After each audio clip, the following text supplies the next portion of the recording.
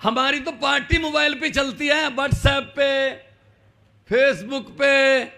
हमें दूसरा मीडिया तो दिखाता ही नहीं है। हमें अगर दिखाता है तो गालियां देता। बस हमने ऑर्डर किया कि अगर किसी ने यह लिखा कि अंदर मोबाइल लाना मना है तो उसकी वीडियो बने चाहे ना, उसको तो सस्पेंड ही कर देंगे फिर सीधा। क्योंकि अंदर मोबाइल अगर आ गया तो काम हो गया। केजरीवाल ये है, केजरीवाल वो है, ये नहीं है, ये है, गालियां। जब भी टीवी लगाओ, रात को जो डिबेट होती है उसमें अगर आधे आधे घंटे के शो चल रहे हैं और जितने भी बैठे हैं वो पैनल पर वो आम आदमी पार्टी को गालियां दे रहे हैं, तो सुरेंद्र नगर वालों ये समझ लिया करो कि कहीं ना कहीं से आम आदमी पार्टी वाले जीत रहे होंगे, इसलिए गालियां दे रहे हैं। अभी यहां गालियां दे रहे हैं, पंजाब में भी ऐसी गालियां दे रहे थे और आपस में मिले हुए हैं, पंजाब में भी मिले हुए हैं। आप सोचो, गुजरात का चुनाव है और हिमाचल का चुनाव है, मिलने की सबसे बड़ी एग्जांपल दे रहा हूं इनकी आपस में। अभी 10-15 दिन में तारीख घोषित हो जाएगी, गुजरात और हिमाचल। राहुल गांधी जो भारत जोड़ो यात्रा कर रहा है, जहां जहां चुनाव है वहां आसपास से भी नहीं जा रहा, ना गुजरात आ रहा है ना हिमाचल आ रहा है। इसका मतलब क्या हुआ? बीजेपी को खुला ग्राउंड दे रहा है, भाई तुम जीत लो। ऐसे नहीं होगा इस बार। मुझे पता चला यहां से 5 में से 4 एमएलए कांग्रेस के हैं। क्या कर सकते हैं, अब कांग्रेस वालों पे तो तरस ही आता है। 2 साल बाद प्रधान मिला, और प्रधान कैसे मिला, वो भी लड़ाइयां। कोई प्रधान बनने को तैयार नहीं है। राहुल गांधी जी के पास 2 मौके थे। पहले अगर कुछ करना चाहता तो मनमोहन सिंह की जब गवर्नमेंट थी, कांग्रेस की थी, उसमें मंत्री बन जाते। उसके बाद एक मौका था कि अपनी पार्टी के प्रधान बन जाते। दोनों नहीं बने, ना मंत्री ना प्रधान, लेकिन लोगों को यह कह रहे हैं मुझे प्रधानमंत्री बना दो। भाई तू ना प्रधान बना ना मंत्री, प्रधानमंत्री कैसे बना देंगे आपको भी लोग? कुछ करके तो दिखाओ। लोग कह रहे हैं, राहुल गांधी जी कह रहे हैं मुझे प्रधानमंत्री बनाओ, मैं कुछ करके दिखाऊंगा। लोग कहते हैं पहले कुछ करके दिखाओ फिर प्रधानमंत्री बनाएंगे। यह फर्क है। ये आपस में मिले हुए हैं। पंजाब में भी ऐसे ही चलता है इनका। ये नहीं चाहते कोई तीसरी पार्टी आए, क्योंकि इनका आपस में सेटिंग है। 27 साल हो गए गुजरात वालों, 27 साल। 2 जनरेशन चेंज हो जाते हैं 27 साल में। 27 साल से आप लोग बीजेपी को वोट दे रहे हो। अरे यार, पेड़ भी हर साल पत्ते बदल लेते हैं, तुम तो बदल लो इस बार, ताकि गुजरात के पेड़ भी खुश हो जाएं कि शुक्र है कुछ नया हुआ है, कोई नया सूरज उदय हुआ है। तो इनकी बातों में मत आना। झाड़ू का बटन दबाना, ये आपके पास आएंगे, आपको लालच देंगे कि ये ले लो, मना मत करना, ले लेना।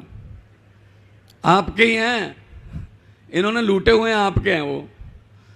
और लेकर इनको बोल देना भी हां, लेकिन वोटिंग वाले दिन पोलिंग बूथ पर जाकर कर देना कि हां, जो जो समझ गए वो ताली बजाओ, बाकियों को माफ है। अरे कितनी समझदार जनता है, कितनी समझदार जनता है सुरेंद्र नगर की। सब समझ गए, ऐसे करो। इन्होंने हमारे साथ किया ना, तो इनके साथ भी करो। हमने कोई रजिस्ट्री करवा रखी है इनको वोट देने की? ये ओथ लेते हैं, शपथ लेते हैं कि मैं ईमानदारी से काम करूंगा, नहीं करते। तो जब ये ओथ से मुकर जाते हैं, शपथ से, तो हमें भी बदलाव का हक है। बदलो, हर रोज तो बेडशीट भी नहीं अच्छी लगती है एक बेड पे, कुछ नया करो। हां, सच्चे हैं, ईमानदार हैं, अगर ना अच्छे निकले हम 5 साल बाद फेंक देना हमें, लेकिन चेक तो करो, टेस्ट तो करो। एक बात पक्की है, यहां आम आदमी पार्टी एक बार जीत जाती है ना, वहां कांग्रेस और बीजेपी का सफाया हो जाता है, ऐसा झाड़ू चलाती है जनता। दिल्ली में देखो 2015 में और 2020 में कितनी सीटें हैं कांग्रेस की? 0 0। नेशनल पार्टी देश की राजधानी में 2015 में भी 0, 2020 में भी 0। 5 साल में एक एमएलए नहीं मिलता उनको। ये किस मुंह से वोट मांगेंगे आपसे? हर रोज इनके एमएलए बीजेपी वाले खरीद लेते हैं। ये कुछ नहीं कहते, वो कई कहते नहीं है। कई बार घर में इतनी गरीबी आ जाती है, हम कहते हैं यार उसके घर पे इतनी गरीबी आ गई कि बर्तन बेच के गुजारा कर रहा है। यही हाल कांग्रेस का हो गया है, इतनी गरीबी आ गई है कि एमएलए बेच बेच कर गुजारा कर रही है कांग्रेस। सेल पे लगा रखे हैं सारे, पहले देश सेल पे लगाया, अब अपने एमएलए सेल पे लगा, और दूसरे बीजेपी वाले सब कुछ बेच दिया भाई साहब। रेलवे स्टेशन बेच दिए, हवाई जहाज बेच दिए, हवाई अड्डे बेच दिए, रेलवे बेच दी, बीएसएनएल बेच दिया, जीवन बीमा कंपनियां बेच दी, सब कुछ बेच दिया। एक ही चीज खरीदी, मीडिया।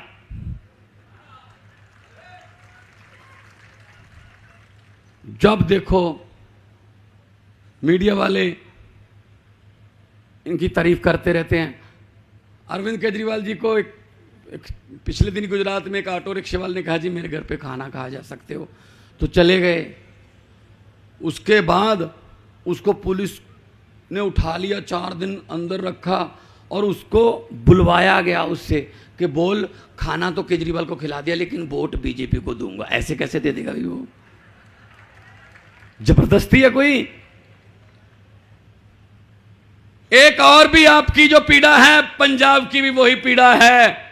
पंजाब में हमने एक्शन लेना शुरू कर दिया है और पूरे देश में उसका फायदा होगा। पर्ल कंपनी है, एक पर्ल कंपनी, करोड़ों रुपए लोगों का लेके भाग गई वो।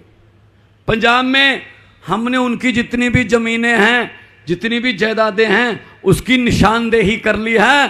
कोर्ट से आज्ञा लेकर उन जमीनों को बेचकर पर्ल वाले जो पीड़ित लोग हैं उनका पैसा ब्याज सहित हम वापस करेंगे।